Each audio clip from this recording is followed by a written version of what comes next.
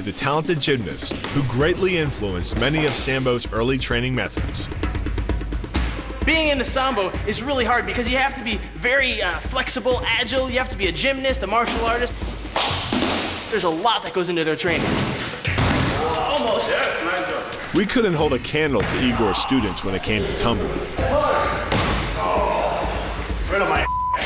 They're all-around athletes. They throw each other, they lock each other, they fight each other. These warm-ups definitely demonstrated the Sambo fighters' all-around athleticism. But we needed to learn some moves if we were going to survive a fight against Fedor's man.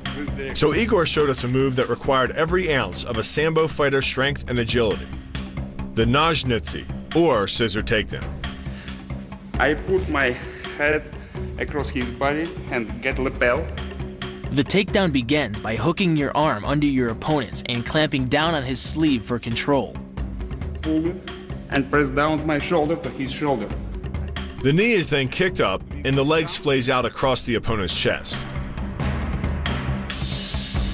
You then rotate your hips, swing your other leg around his backside, and sweep his legs from behind.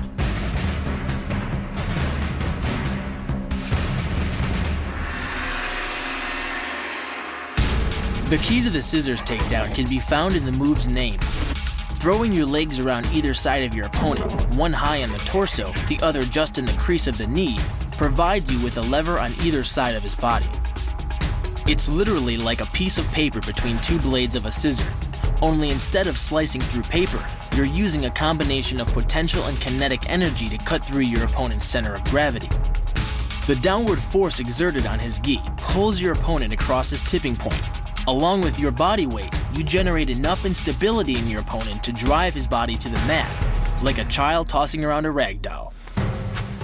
Oh yeah, that sucks on my shoulder. God, you feel a lot of pressure on your shoulder right away. By using that hand on there, he's able to rotate and just extend the shoulder and the elbow. Oh, that stinks. Your opponent's using his whole body weight against your legs and against your chest, and your hips are kind of the fulcrum point. Oh, that hurt. And when this move is done right, it puts you in position to land any number of submission holds. You know, it's a great move to get a Russian a submission, but they do not tap out here in Russia. They'd rather get a leg broken than tap the mat.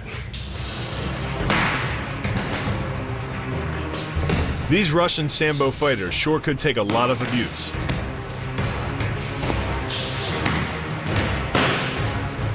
And Igor wanted to show us just how they developed their toughness. 10 seconds left. The drill is called 2 minutes of heaven, although it looks like pure torture to me.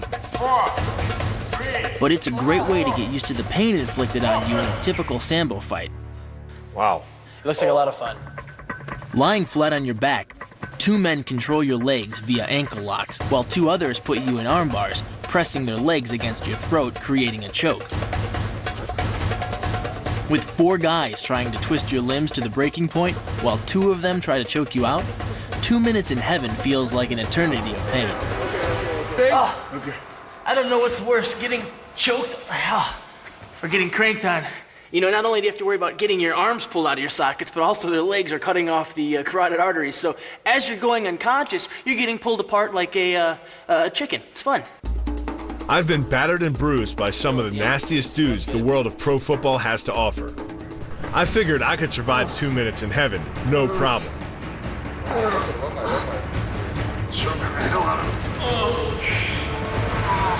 Okay. Oh, that hurts so bad.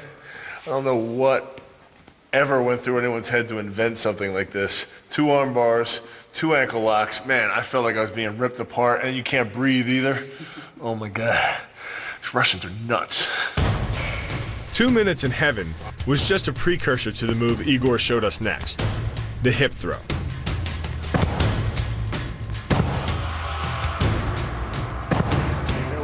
The hip throw begins by cross-grabbing an opponent's sleeve under the armpit, stepping with 1 foot between his legs, and grabbing the back of his belt.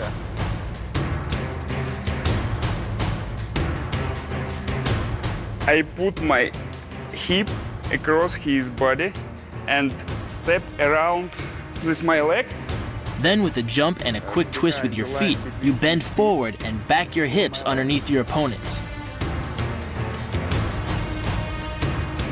To finish the move, you lean forward, bring your feet together, and flip him over your hip, slamming him hard to the mat.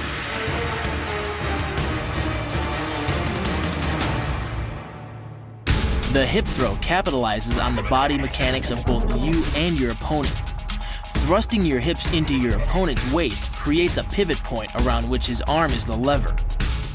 With your legs between his, you've created a center of gravity significantly lower than your opponent's. This imparts maximum instability and helps you maintain control while throwing him over your hip.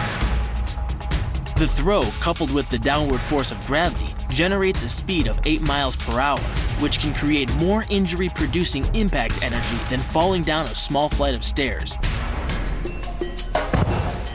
It's amazing how this move is like second nature to these guys. I mean, he gets a hold of that belt and throws his hips underneath, and it doesn't matter how big the guy is, he just chucks him over. The move is reminiscent of the judo training we had in Japan. But executing the hip throw against a 300-pound Russian is something I've never attempted before. So you go over the head here and grab the belt. Yes. Right, like this. Yes, it's not bad. Make a little other one. This leg not working for you. You can remove this leg and use your weight. See, I have that wrestler's mentality of always keeping your legs spread. So it's your feet both together like that? Yes, together. Man, that is really awkward. Take him all the way down, man. All the way? Okay. Don't afraid to lose balance for half a second. Yes, very good. Very good. Got it.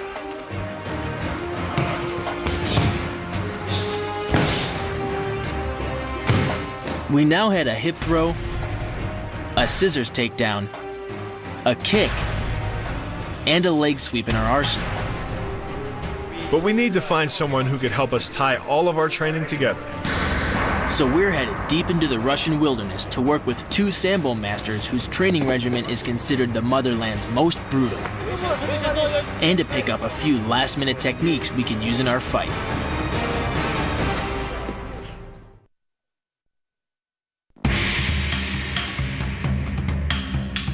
Sambo arguably owes more of its history to military combat than any other martial art.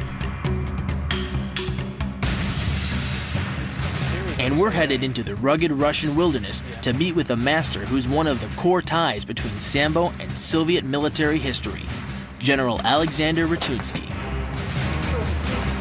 The president of the Russian Federation of Martial Arts, Ratunsky helped Russian President Vladimir Putin become a master of both judo and Sambo.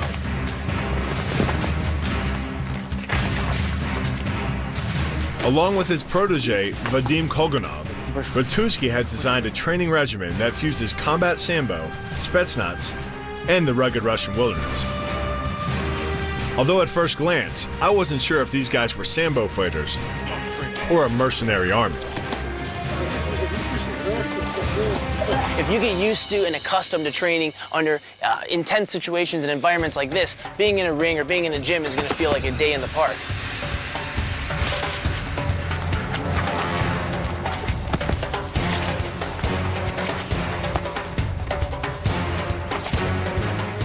Jason, that was nuts. That guy ran up a tree, used his environment, took 2 guys hostage. I mean, crazy.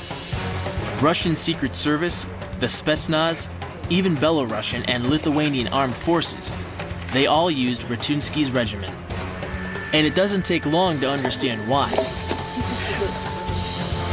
The general got us warmed up with a 3-mile jog. Pretty standard stuff, except for the 100-pound log on our shoulders. But I don't know what was worse, the 100-pound logs or having the general and Vadim shouting at us to pick up the pace. Gym training, come on. Come on. It's like the Cold War still going on. Come on. Jogging with logs in the Russian wilderness is definitely a great way to test your strength and endurance. But it was just the beginning. Next, the general and Vadim wanted to test our technique, so they engaged us in some hand-to-hand sparring drills. According to the general, These are the same hand-to-hand drills that the Russian fighters have practiced since the days of Lenin. As we focused on the movement and honed our technique, we couldn't help but wonder if this is what life for a soldier in the Soviet Red Army had been like. That's when the rain started coming down. At first, I thought the general and Vadim might break for the weather, but they just pushed us that much harder, demonstrating a series of counterattacks and shoulder locks that are taught to Special Forces soldiers throughout the former Soviet Union. Put your right arm on his elbow crease and your left one on your bicep. Put the pressure on his wrist here and pull his arm away.